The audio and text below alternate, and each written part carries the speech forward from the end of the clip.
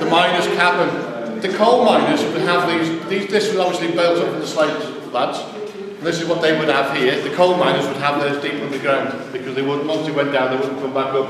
So they have cabins built underground for them where they go and have their cup of tea.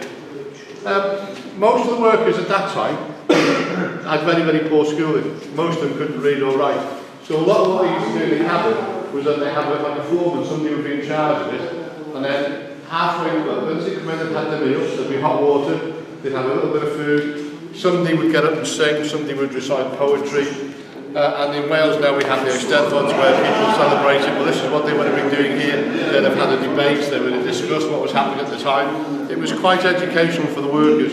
So the cabin, quite historical. Everybody would have their place. You weren't allowed to sit in anybody else's place. When you came in, you had your own seat and that's where you sat.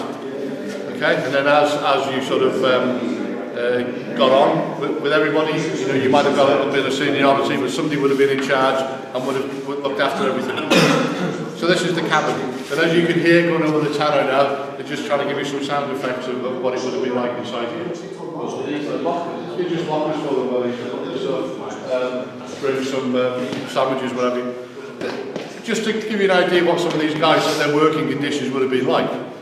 Depending where they lived, and if some of these lived on Anglesey, what they would do is they'd walk after chapel on a Sunday night. They would walk from Anglesey, so they were here for like 6 o'clock in the morning on a Monday to work. And they would stay here all week, and they would walk back at Saturday dinner time. In cabins, they'd have up on barracks, up on the top in the slate, they'd have little barracks where they would live, and that's where they would live during the week.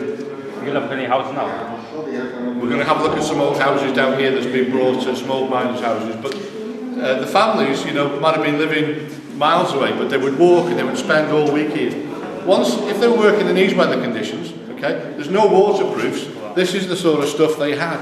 Once these jackets got wet, they were soaked. And so most of these guys, by the time they got to the age of 30, 35, had rheumatoid arthritis from just working in the damp cold conditions all the while. Some of them might have had sacks on the backs to try and keep them dry. So when they came in to have their meal breaks, the fire was essential because they'd try and dry as much of their clothing as they could before they went back out again. It was such a severe working conditions type at the time that if they couldn't work, the boss would just get rid of them and they'd bring somebody else in who could work. Okay, so this is the cabin. So onwards and up, we'll head that way.